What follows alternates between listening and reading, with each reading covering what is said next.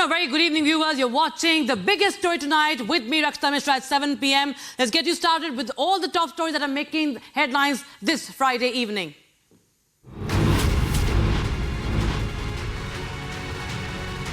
Bengaluru cafe blast probe big space. NIA detains 2 suspects from West Bengal. Politics speaks.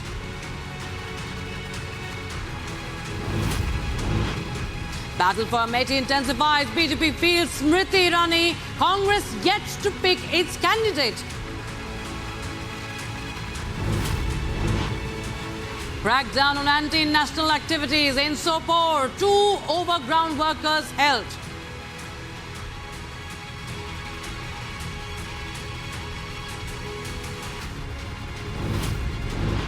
Shocker from Madhya Pradesh. Man suspects wife of affair, attacks her with an axe. Unique initiative by Karnataka Hospital employs drones for the efficient transportation of soft tissue samples for medical testing.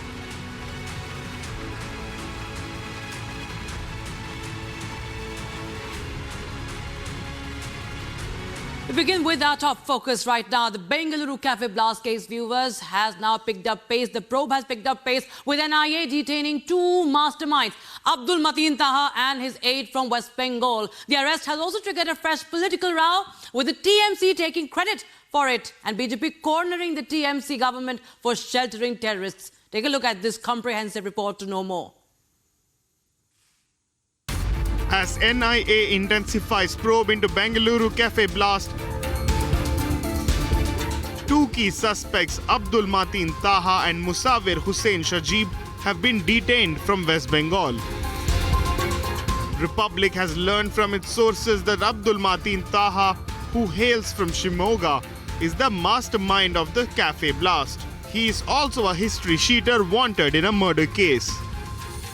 Taha was aided by Muzammil Sharif, who provided logistical support to execute the blast. Both of them were aided by Musawir Hussain, who was among the 2 detained from West Bengal today.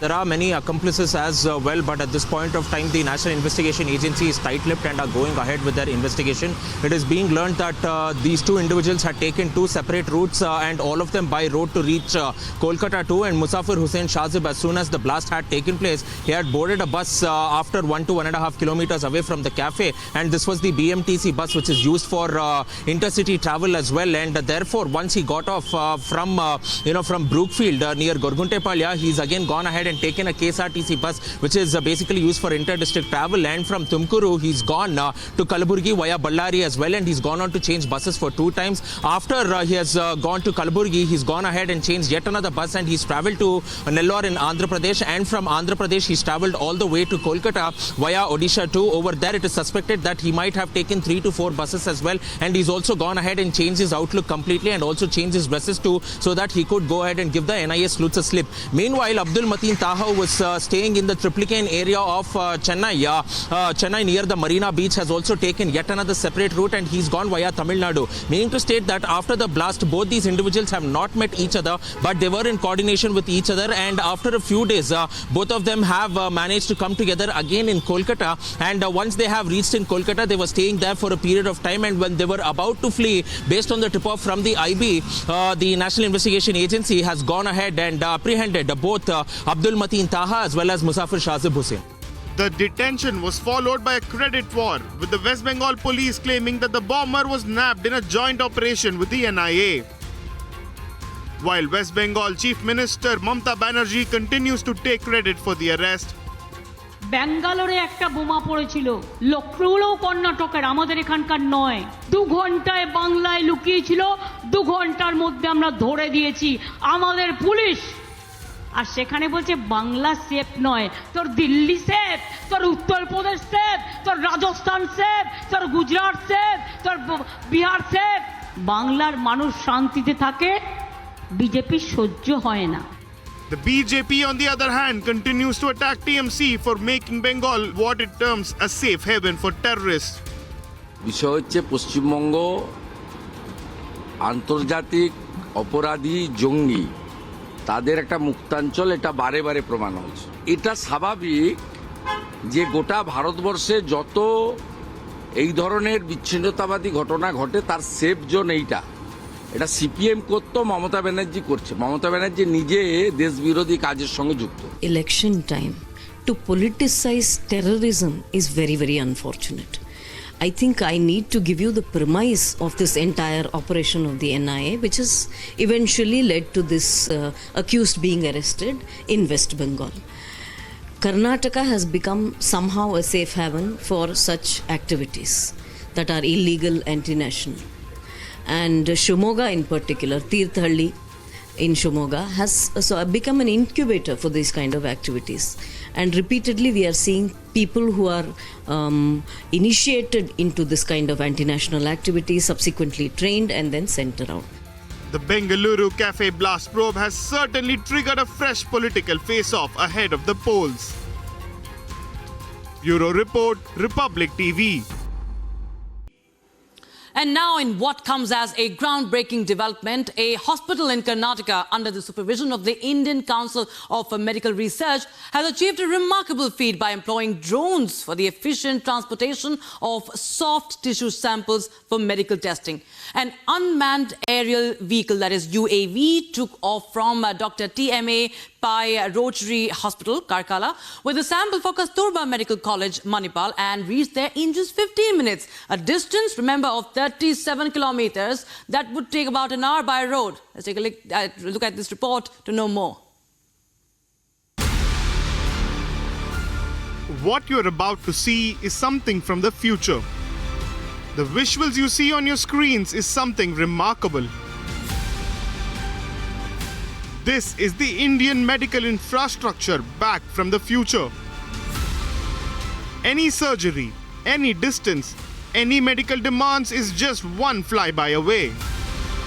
In a groundbreaking development, a hospital in Karnataka, under the supervision of the Indian Council of Medical Research, has achieved a remarkable feat by employing drones for the efficient transportation of soft tissue samples for medical testing. This innovative approach not only saves crucial time for doctors but also heralds a new era of utilizing technology in healthcare. An unmanned aerial vehicle embarked on a mission from Dr. TMA Pai Rotary Hospital in Karkala, carrying vital tissue samples destined for Kasturba Medical College in Manipal. Covering a distance of 37 kilometers in a mere 15 minutes, the drone swiftly delivered the samples, a journey that typically requires an hour by road. At Kasturba Medical College, the samples underwent rigorous laboratory tests, and the results were promptly relayed to the surgeon overseeing the procedure. Armed with this crucial information, the surgeon proceeded with the operation, ensuring precision and efficiency in patient care. Here is how they did it.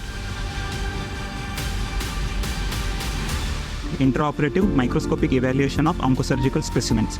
The current applications of frozen section analysis are to establish the primary diagnosis of the tumor, to assess the grade and the type of malignancy, to assess the adequacy of surgical resection margins, for the assessment of presence of lymph node metastasis. This pioneering initiative builds upon the groundwork laid by ICMR in 2021, when drones were first deployed for delivering COVID-19 vaccines in challenging terrains. Since then, drones have been utilized for various healthcare applications, including transporting medicines and blood samples in remote regions. The liberalized drone rules introduced by the Union Civil Aviation Ministry further facilitate the integration of drones in healthcare and emergency response efforts. As the healthcare sector continues to embrace technological advancements, the successful implementation of drone transportation for medical samples underscores the transformative innovation on patient care and medical accessibility. Bureau Report, Republic TV. And on to news from Madhya Pradesh. In fact, it's a shocking incident coming in from the state that has left residents reeling. A woman's piercing screamed cut through the night, exposing a brutal attack by her husband. As details surfaced, the community grappled with the chilling reality of the situation. Take a look at this report to know more. In a shocking incident reported from Jagadamba Colony, a woman was brutally attacked by her husband, resulting in the severing of her hand. According to information provided by the police, Kamal Ahirwar, residing in Jagadamba colony with his wife Mithilesh Ahirwar and their children, carried out the horrifying attack. The victim's 11-year-old daughter recounted the harrowing experience, stating that they were all asleep when they were awakened by her mother's screams. Kamal Ahirwar, the assailant, struck his wife's shoulder multiple times with an axe, intending to sever both her hand and leg. After successfully severing her right hand, he fled the scene. The injured woman, while being rushed to the hospital, narrated her ordeal, revealing that her husband would become violent whenever she's interacted with anyone, even suspecting her when she spoke with family members. She also mentioned previous arguments but stated that they were usually resolved. She was asleep at the time of the attack, which occurred around 3 a.m. उसने पुलाई से हाथ काट दिया। किसने काटा हाथ? पति ने। किस बात को लेकर? कुछ नहीं, ऐसा ही मैं सो रही थी, मैंने काट दिया और ऐसा ही सकता था। आप बता रहे हैं वो कोई शक करता था आप पे? हाँ, शक करता था। किसी से बात करने पर? नहीं तो ऐसा ही। Fortunately, the victim's children came to her rescue and sought help from the police. ये आपकी मम्मी का हाथ काटा है? हाँ। किसने? पापा ने। आपने बोला। कैसे काटा था, क्या हुआ था? कुलाई से काटा है, कुछ नहीं हुआ था। हाँ। तो तुम सो रही थी? हाँ, सो रहे थे, नींद नहीं खुली। अच्छा। हाँ। तो आवाज आई थी, क्या हुआ था फिर? आवाज आई थी। हाँ। पूरा कट गया था जब आवाज आई थी। हाँ। क्या आवाज? रोने की मम्मी? हाँ। अच्छा। मम्मी एकदम से चिल्ला गई। हाँ। हाँ। Police officers located the victim and transported her to the hospital. During the investigation, the severed hand was recovered along with the axe used in the attack. Police superintendent confirmed that Kamal Ahirwar has been arrested and charged under Section 326 for the assault on his wife. कल रात को 2 बजे के आसपास की बात है कि मिथिलेश अहिरवार एक महिला है, उनके पति कमल अहिरवार ने गाड़ी से हमला करके उनका हाथ काट दिया है। उस प्रकरण में मुकदमा कायम कर लिया गया है और आरोपी को हिरासत में ले लिया गया है। उसका कारण क्या है, इसके बारे में जानकारी प्राप्त की है। सर, कोई इस पे आपराधिक रिकॉर्ड वगैरह रहा है पहले से? अभी तक इसकी कोई जानकारी प्राप्त नहीं। महिला द्वारा थाने में कभी मारपीट वगैरह कोई शिकायत ऐसी कराई थी क्या पति द्वारा? नहीं, अभी तक ऐसी शिकायत कराने की जानकारी प्राप्त नहीं। However, after medical examination and considering the severity of the attack, the charge has been upgraded to Section 307, indicating attempted murder. The motive behind the attack is yet to be determined. Meanwhile, the victim is receiving medical treatment at the hospital. The incident highlights the alarming prevalence of domestic violence and the urgent need for measures to protect individuals within households. Bureau Report, Republic TV.